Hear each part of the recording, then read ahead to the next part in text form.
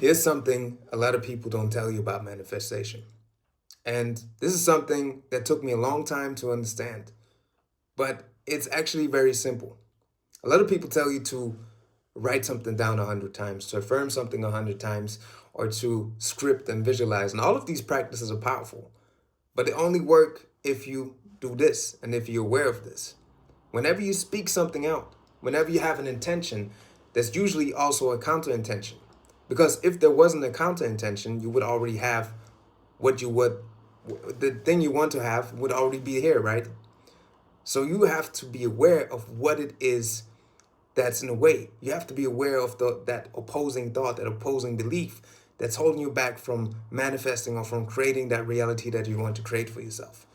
So when you affirm, I'm in a loving relationship, maybe there's this voice, you affirm that, you speak it out, you have to pay attention to what's coming up. Maybe there's a voice that says, no, you're not worthy of being loved. Then you affirm it again. I'm in a loving relationship. Maybe then something like this comes up. No, you're not beautiful. People won't like you. You're an ugly person. And you don't take that personally because it's just a voice and you are not that voice. But that's why it's so important that you have to become aware of it, because a lot of people identify themselves with the thoughts. And the thoughts we dominantly have usually become our identity.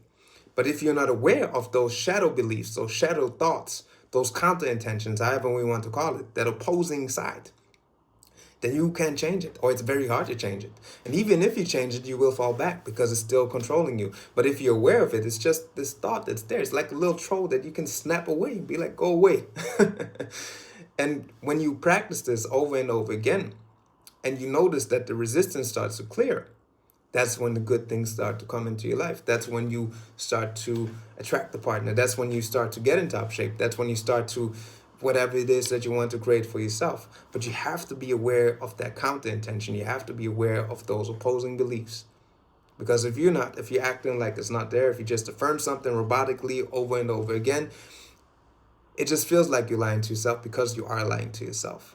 And technically, you have to lie yourself in the physical sense to make something happen, because to the other people, to people out there, and even to yourself, you're not seeing what's here now.